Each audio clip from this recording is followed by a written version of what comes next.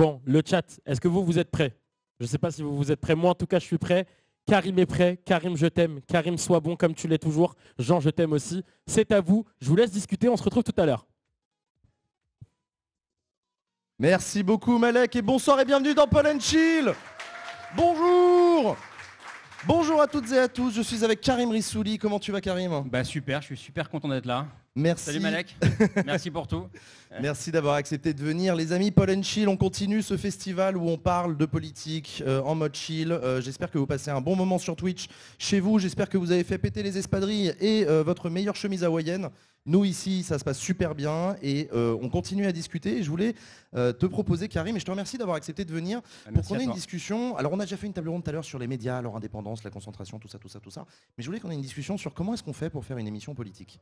Parce que on est dans un environnement similaire, toi et moi, c'est l'année 2023, c'est cette démocratie particulière, c'est ce débat public particulier, et on propose des émissions. Mais on n'est pas tout à fait dans le même environnement. Non, parce je pense qu'on n'a pas les, mais tu sais ça mieux qu'on n'a pas les mêmes contraintes. Moi, j'ai les contraintes de la télé, donc des temps de parole politique, par exemple. Ouais, ça déjà, c'est un bon exemple. C'est une énorme différence entre nous. Alors, c'est quoi en période électorale, hein, si j'ai pas de conneries? Hors période électorale, t'as une obligation. Il y a des périodes d'équité puis d'égalité stricte, mais hors période électorale, il y a aussi des obligations de représentation des partis qui sont au Parlement. Ouais, exactement. Donc, si tu commences à inviter un élu de n'importe quel parti, si j'ai un élu LFI lundi soir, eh ben, sur la période qui doit durer 3 mois, je pense, je dois avoir un équilibre avec un élu, y compris RN. Ouais. Et ça, je pense que c'est un truc que toi, tu n'as pas. Non, c'est un truc qu'on n'a pas sur Internet, qu'on n'a pas dans la presse papier non plus. Donc c'est une grosse différence entre nous, ce qui d'ailleurs nous interroge parfois sur la volonté ou pas d'avoir des politiques en plateau. Et et j'en connais qui ont arrêté d'avoir des politiques pour cette raison. Et en même temps, il y a plein de thématiques sur lesquelles tu as envie de confronter les responsables. Et ça peut complètement avoir du sens éditorialement. Et ça, c'est un mot que j'utilise souvent, vous savez, quand je parle de backseats, éditorialement. Et j'ai l'impression, en fait, c'est un mot très pas technique, mais c'est journalistique. Et je peux comprendre que pour le grand public, ça parle pas à grand monde. Ça veut dire quoi faire un choix éditorial? Faire un choix éditorial, ça veut dire t'as raison, putain, pardon. On utilise ce mot 12 fois par jour. C'est-à-dire faire un choix, pour moi, responsable, citoyen. Ça veut dire que je ne fais pas n'importe quel choix, n'importe comment. Un choix éditorial, c'est un choix réfléchi. Si je mets face à face 2 personnes dont je sais qu'ils vont se mettre sur la gueule, je fais le choix éditorial de provoquer un débat qui va se transformer en match de boxe. Ou à l'inverse, je fais le choix de l'éviter et de faire une émission avec peut-être plus de nuances, moins de clash, de buzz. Voilà, Et sur quoi est-ce qu'on se base pour choisir? Parce que ça, pour le coup, c'est une contrainte que j'ai aussi. Mais un choix éditorial, c'est aussi comment je pose la question. Ouais. Quand on fait un débat politique sur Twitch, à la télé, enfin sur Backseat ou chez nous, je ne pose pas la question de la même manière. Moi, je pose jamais la question, êtes-vous pour ou contre l'immigration? Ouais, je comprends. Et pour ou contre le féminisme? Tu poses la question différemment. Et ça, je suis d'accord avec toi, parce qu'en fait, un positionnement éditorial, c'est aussi une réflexion qu'on a quand on fabrique des émissions, c'est qu'est-ce qu'on vous offre? C'est quoi ce qu'on veut en fait vous offrir? Et à cette question, on peut avoir plein de réponses. On peut vouloir vous offrir du clash. Ça peut être un souhait. Bien sûr. Il y a des gens qui assument parfaitement. C'est un souhait majoritaire aujourd'hui. On va pas se mentir, parce que aussi dans un environnement économique, ça fait des vues, ça fait du clic. Vous le savez comme nous, c'est facile de faire du clash. Ça se provoque facilement. Il y a même des gens dont c'est devenu une spécialité, qui sont des très très bons clients à clash. On peut choisir à l'inverse de faire de la discussion de haute tenue un peu chiante et rébarbative avec des scientifiques fascinants, mais en fait qui va être regardé par personne. On en fait un peu aussi. Ça a pu m'arriver aussi. Et puis on peut s'interroger sur qu'est-ce qu'on essaye de dire. Dans l'environnement aussi, on n'a pas les mêmes contraintes parce que toi, tu fais des émissions sur le service public, ce qui n'est pas mon cas. Et qu'est-ce que ça implique? Qu'est-ce que ça implique pour toi? C'est intéressant que tu me dises ça. C'est-à-dire que toi, tu imagines que le service public donne des obligations particulières. Que le fait... Ouais, non, je réfléchis... Non, parce que c'est une vraie question que tu me poses. Est-ce que c'est ça qui t'oblige à avoir des obligations particulières ou est-ce que ça te force à te poser la question différemment si tu le faisais ailleurs? Moi, je pense que le service public, c'est juste que c'est le seul endroit aujourd'hui qui m'offre la possibilité de faire ce que je fais. À la télévision. À la télévision. À la télé, on parle bien de la télé. Encore une fois, et je suis un peu jaloux d'ailleurs de ce que vous faites souvent. Enfin, je suis pas jaloux parce que je n'ai pas pris ce train-là et j'en suis pas capable aujourd'hui. Et vous le faites super bien. Mais je pense que c'est plutôt ça. C'est juste, si je le faisais sur TF1, Canal avant-hier, avant-hier même, ou une autre chaîne, moi je proposais le même travail, les mêmes émissions. Mais je pense qu'on ne m'offrirait pas la possibilité de le faire, d'inviter Usul de temps en temps, une fois pour l'instant, mais ça va se reproduire. Non, je suis d'accord avec toi. Et là aussi, ça aussi, c'est un piège dans lequel on peut avoir facilement tendance à tomber, nous les gens d'Internet. C'est oh là là, sur Internet, on est tellement plus libre qu'à la télé. C'est pas forcément vrai. Non pas que j'ai des consignes, non pas qu'on reçoive des consignes. Mais moi, j'ai pas de consignes non plus d'ailleurs. Non, mais voilà. C'est un fantasme qu'on a souvent. Ah ouais, de ouf. Sur Canal, aujourd'hui, ils reçoivent des consignes, à mon avis. Ça, c'est assez clair. Et moi, j'ai quitté Canal en 2015 parce que on commençait à recevoir des consignes. ITL est devenu CNews. Oui, un peu après, mais Vincent Bolloré a pris le contrôle de Vivendi en 2015. Et les premières consignes ont été... moi, j'étais dans une boîte de prod qui s'appelle KM à l'époque. Et qui a été censuré parce qu'on avait proposé un doc sur le Crédit Mutuel et que le patron du Crédit Mutuel était un pote de Vincent Bolloré, que Bolloré est intervenu pour pas qu'on le diffuse. D'accord. Donc finalement on l'a diffusé sur France Télévisions quand on parle de service public. Ouais. Donc les pressions commençaient à venir à ce moment-là. Aujourd'hui, je le dis très franchement, et parfois on a du mal à me croire, ça fait 7 ans que je fais des émissions politiques, je n'ai jamais reçu la moindre consigne d'un dirigeant de France Télévisions pour inviter un tel ou un tel. Ouais. Jamais. Par contre, il y a l'environnement de contrainte dont tu parlais qui est accepté, qui est celui de la loi. Ça, c'est... Oui, celui de la loi. Mais d'ailleurs, c'est la seule grille que je peux avoir par rapport à ça, par rapport à l'extrême droite, si on parle clairement. Oui. Parce que c'est 89 députés RN aujourd'hui, il y a un temps de parole RN à respecter. Voilà, mais même moi, je suis en train d'évoluer par rapport à ça. Parfois, je me dis, il faut les avoir en plateau. Enfin, je sais que c'est un débat que tu as déjà eu et qu'on pourrait avoir. Mais en plus, j'ai même pas la prétention d'avoir la bonne réponse. Non, mais je pense j'ai une réponse, c'est la mienne, mais c'est pas la meilleure. Et ça dépend sur quoi on base le critère de est-ce que c'est la meilleure. Exactement. C'est-à-dire que, en fait, pour le dire différemment, moi je suis bien content qu'il y ait des gens comme toi qui sont obligés de les avoir, parce que du coup ça me facilite le fait de ne pas les recevoir. On va pas se mentir. Ce serait un peu hypocrite de ma part de dire, heureusement qu'il y a un débat démocratique qui s'organise dans les médias audiovisuels classiques où les députés, parce qu'ils sont députés, ont la parole et tout. Bon moi ça me permet du coup de pouvoir dire moi je fais ce que je veux les gars, je suis libre. Donc ça aussi c'est un truc sur lequel il faut faire attention à pas toujours opposer. Enfin, je sais pas. Non mais tu vois, moi, la question elle se pose quelqu'un comme Éric Zemmour par exemple. Ouais. Éric Zemmour, je n'ai aucune obligation de l'inviter. Maintenant il n'est pas député. Ni lui ni son parti politique. Et je ne le fais pas. Et je fais le choix de ne pas le faire. Parce que je n'invite pas les représentants d'un parti d'un mec qui a été condamné pour incitation à la haine raciale. C'est assez simple. Voilà. Mais si en 2027 il est élu, mais oui. Alors je sais pas ce que je ferai en 2027, mais non, mais c'est parce que par ailleurs le Rassemblement national, lui, a été condamné pour incitation à la haine raciale, mais comme ils ont un groupe de députés, l'obligation s'applique. Donc c'est une difficulté. Et encore une fois, et moi j'ai la chance de toujours rappeler que cette loi sur l'imposition du temps de parole des formations politiques ne s'impose que dans les médias à canaux contraints que sont la télévision et la radio. Ça n'existe pas dans la presse écrite, ça n'existe pas sur Internet, et ça n'existera jamais. Pour la seule raison que Internet restera un truc à canaux pas contraints. Donc le jour où le RN veut une chaîne Twitch, ils n'ont qu'à la créer. Je n'ai pas d'obligation de les recevoir. Mais ça du coup me fait me poser la question de savoir si ça a vocation à perdurer ce modèle-là. Est-ce que la télévision et la radio vont continuer à fonctionner de cette manière-là? Est-ce que la renégociation des canaux TNT en 2030 va changer la donne? Je n'en sais rien. Est-ce que cette loi doit évoluer? Dans quel sens? Et vous savez comme moi que le paysage politique aujourd'hui, il est très très divisé sur la question. Le RN et Reconquête proposent la privatisation de France Télévisions. Et une bonne partie de LR aussi. Et une bonne partie de LR de plus en plus. Donc on n'est pas du tout à l'abri d'évolution. Usul tout à l'heure a parlé des lois R100. On a eu une table ronde tout à l'heure sur les médias en disant que tout le monde attend les états généraux d'Emmanuel Macron là, sur l'information de faire évoluer la loi, et on ne sait pas dans quelle direction on va aller. Et on n'a pas que des bons exemples en Europe. Donc tout ça nous éloigne de la discussion qu'on avait sur, en tout cas ce sur quoi nous, on a des marges de manœuvre.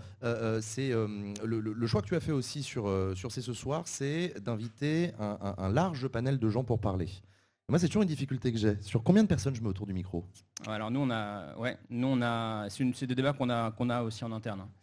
En plus, je suis pas seul. Enfin, toi non plus d'ailleurs. Mais j'ai deux ou trois. Enfin, j'ai deux places chroniqueurs ou chroniqueuses dans l'émission. Camille Diao et Laure Adler. Et on a fait rentrer Arthur Chevalier cette année, qui est un historien et éditeur, qui alterne avec Laure Adler. Donc c'est-à-dire que j'ai 5 places à côté d'invités. Ça fait 7 personnes quand même autour de la table. C'est beaucoup.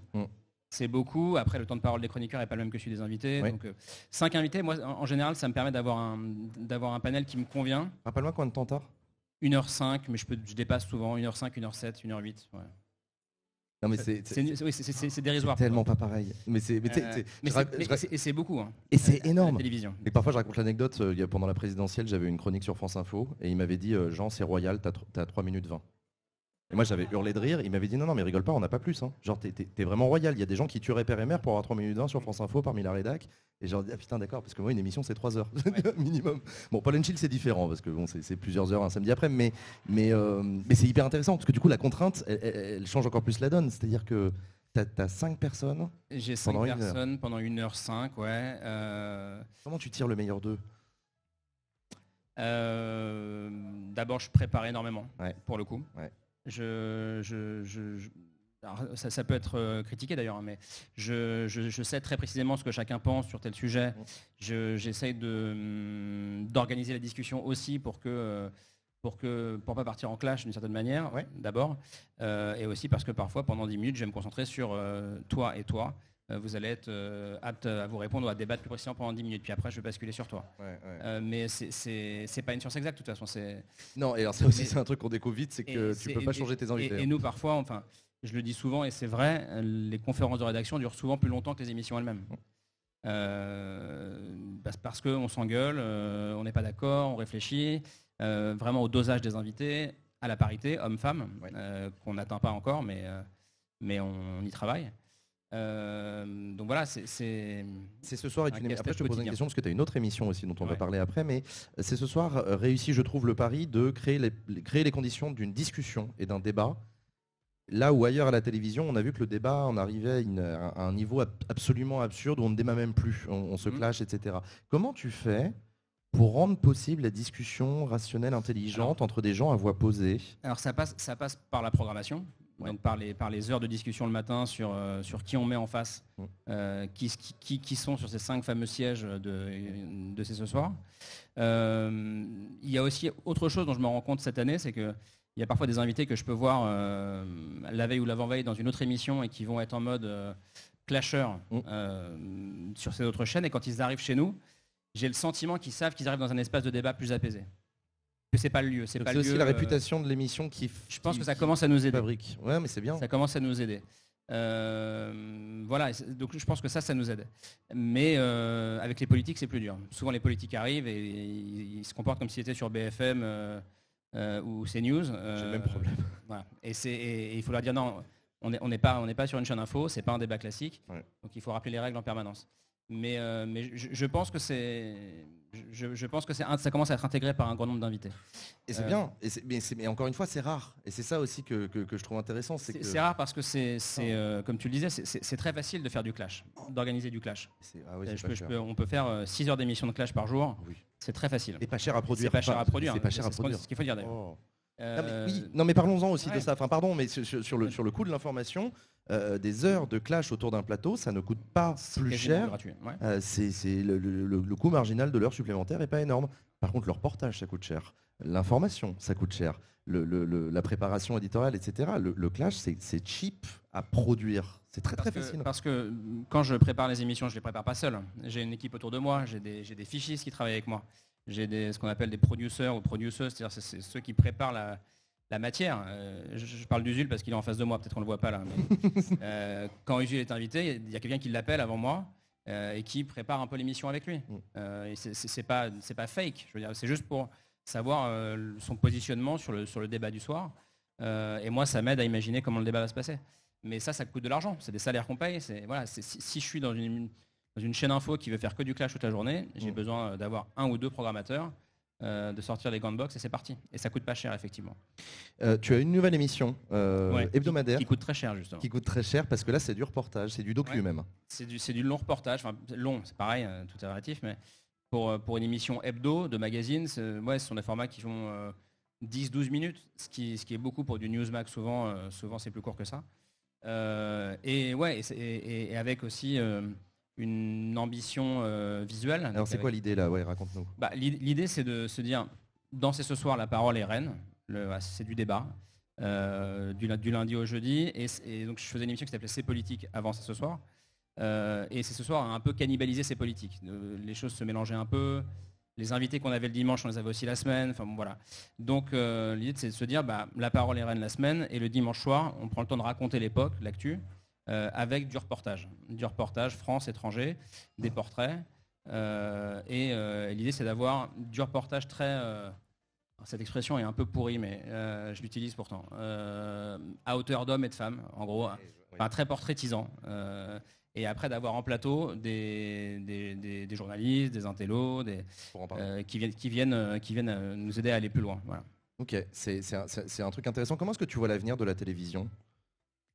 J'en sais rien. Dans la société, on parle du vieillissement de l'audience, on parle de la raréfaction. Est-ce que tu penses qu'Internet segmentise, comme le dit le président de la République ? Qu'est-ce que tu en penses ? Je pense qu'il va falloir qu'on arrive à trouver un moyen de faire du commun.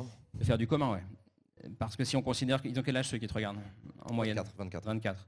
Moi, ils ont 64, 65 en moyenne. Hein.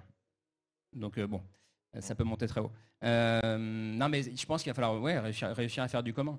Moi, je suis très inquiet en tant que citoyen de la fragmentation de la société. Et en même temps, je ne vais pas avoir de mots creux. Vivre ensemble, ça ne veut rien dire si on ne fait rien pour ça.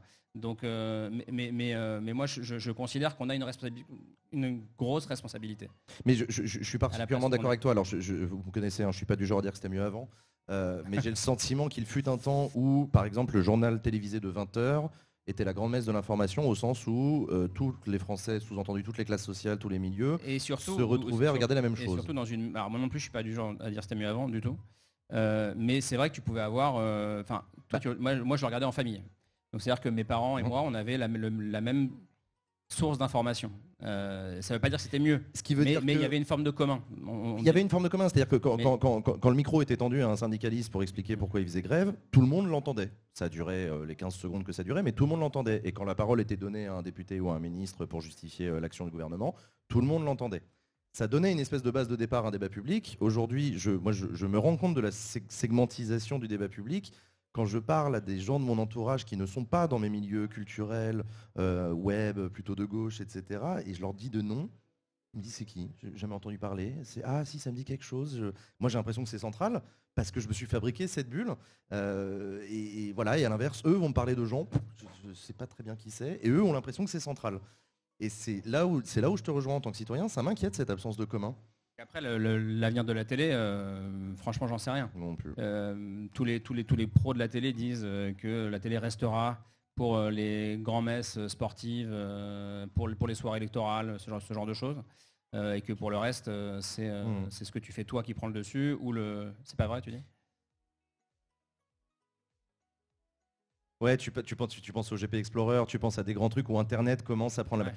Je suis d'accord, je reste convaincu que pour les au moins 10 ans qui viennent, la télé va garder un savoir-faire de prod sur des trucs que Internet. Pour l'instant, le GP Explorer, c'est exceptionnelissime. C'est une émission par an, à très grand budget, etc. Oui, pour l'instant, l'argent est encore massivement à la télévision. Absolument. L'argent est encore massivement à la télévision. Et l'audience aussi. Là aussi, attention. Moi, je suis le premier à me la péter quand il faut. Non, Internet, on n'est pas en train de rouler sur la télé en audience. Pas du tout. La télé est largement devant en nombre de personnes. Pas en qualité. Alors, attention. Salut. Au revoir. Non, ce que j'appelle la qualité, c'est ce qu'on appelle la qualification de l'audience. C'est qui tu touches et pour faire quoi. Par exemple, une impression TikTok, ça ne vaut rien à côté d'un viewer Twitch. Une impression TikTok, c'est un quart de seconde sur la persistance rétinienne de quelqu'un. Ton message, il passe très peu. Les gens oublient le TikTok précédent, etc. Un viewer Twitch, a énormément de valeur parce que c'est plusieurs dizaines de minutes que la personne va passer à t'écouter avec une interaction, etc. Donc c'est pour ça. Et voilà. Et la télévision effectivement, ça a été mesuré par rapport à Twitch. C'est pas tout à fait comparable. Donc c'est pour ça que je fais rentrer cette variable-là pour justifier aussi. Donc oui, faire des millions de téléspectateurs, ça a de l'importance. Mais faire des milliers sur Twitch, c'est bien. Non, mais ce qu'il y a, c'est qu'à la télé, on dit souvent qu'il y a deux types de programmes. Il y a ce qu'on appelle de la télé d'accompagnement. Ce que vous matez en général en semaine de 19h à 21h. Tu zappes entre... alors peut-être pas vous, mais tu zappes entre Hanouna, Barthès, c'est à vous. Et ça, c'est de l'accompagnement, en gros. C'est la télé que tu laisses tourner pendant que tu fais autre chose ? Ouais. Qui t'accompagne et que tu choisis pas forcément. Tu ne dis pas, je vais me brancher à 19h pile pour voir ça. Alors pour Hanouna, c'est peut-être pas vrai. Peut-être que les mecs se branchent, c'est possible. Hanouna, c'est particulier. Mais et il y a ce qu'on appelle de la télé de destination. Effectivement, tu as des mecs qui ne regardent jamais la télé et qui viennent se brancher sur ton émission. Et ça a de la valeur. Rendez-vous. Donc là, il y a une forme de qualité. Je rebondis sur ce que tu disais à l'instant. Ouais. Voilà, et qu'on rendez-vous avec toi. Mais ce qui est de plus en plus rare à la télévision. Ce qui est plus un truc de radio d'ailleurs. Bon, et au demeurant, la question piège que je t'ai posée en te demandant quel est l'avenir de la télé, tu pourrais me la retourner en disant c'est quoi l'avenir d'Internet Non, mais j'en sais rien. Moi non plus, je ne saurais pas. Non, moi, ce que je sais, c'est que moi, je me suis pas, j'ai pas investi ce terrain-là, qui est Internet, justement. Mais je le regrette beaucoup. J'en parle beaucoup. Je sais pas si tu as des regrets à avoir, Karim. C'est un métier, c'est un savoir-faire. Ouais, bien ce que sûr. Tu fais et a une valeur à la télévision. Mais justement, est-ce qu'il faut poser les deux? Est-ce que moi, je suis condamné à parler à des gens de 64 ans et est-ce que moi je suis condamné à parler à des gens de 24 ans? C'est une bonne question. Voilà, donc c'est une réflexion en cours. Je pense qu'on a du chemin à faire ensemble, la télé et Internet. Moi, ça fait des années qu'avec France Télévisions, on discute, on cherche, on a essayé plein de trucs, des formats et tout, on n'a toujours pas trouvé. L'obsession des diffuseurs, c'est de parler à ceux. Le comité exécutif de France Télé, il s'arrache les cheveux en ce moment sur comment est-ce qu'on fait pour aller sur Internet. Il continue à le dire comme ça, c'est un peu gênant, mais il y a de la bonne volonté. Et nous, les gens d'Internet, on fait pas les marioles non plus, parce que moi, je ne sais pas quoi dire à un producteur télé qui vient me voir. Et j'en ai eu des discussions avec des producteurs télé et à chaque fois je leur dis je sais pas quoi te proposer, je suis désolé, je sais pas faire. Les contraintes dont tu parlais, moi je les connais pas, je sais pas travailler avec. Je suis pas sûr que ce que je fais sur Internet soit transposable à la télé. D'ailleurs je ne pense pas. Comment est-ce qu'on réinvente un truc? Est-ce qu'il faut absolument qu'on le fasse ensemble? Je ne sais pas. J'ai pas la réflexion, mais par contre ce que je voudrais faire c'est vous inviter à garder ces réflexions en tête quand vous regardez des programmes. Ils ont été pensés par des gens comme Karim, par des équipes derrière que vous ne verrez jamais à l'image, qui ont eu des réflexions, qui sont dans un environnement de contraintes que vous soupçonnez pas, et nous non plus, qui sont dans un environnement budgétaire et qui essayent de bien faire, quoi. On essaie et on se plante parfois, évidemment. On se plante et il faut juste savoir le dire quand on s'est planté. C'est ça le truc. Ce qui est assez rare à la télévision également. Oh, sur Internet, tu sais. mais ouais, non, bien sûr. Non, en tout cas, moi, je travaille comme ça. Je vis ce métier de manière assez grave, avec une forme de responsabilité. Je supporte pas faire une émission inintelligente. Voilà, quand je sors d'un plateau qui s'est pas passé où j'en retire rien, ou alors où des conneries se sont dites, je suis miné. Parce que je considère qu'on a une responsabilité citoyenne très forte, quoi. Voilà. Et la chance de faire ce métier-là.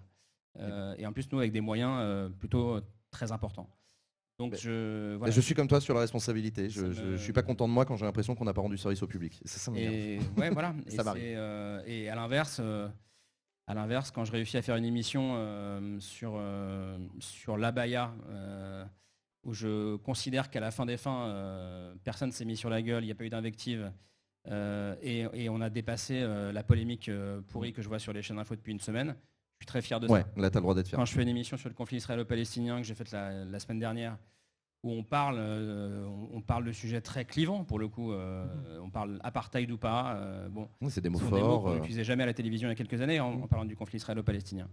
Peut-être aussi parce que la situation était moins pire il y a 15 ou 20 ans, mais on le fait, on en parle, il y a de la passion, mais on tient l'émission et à la fin je suis très fier de ça.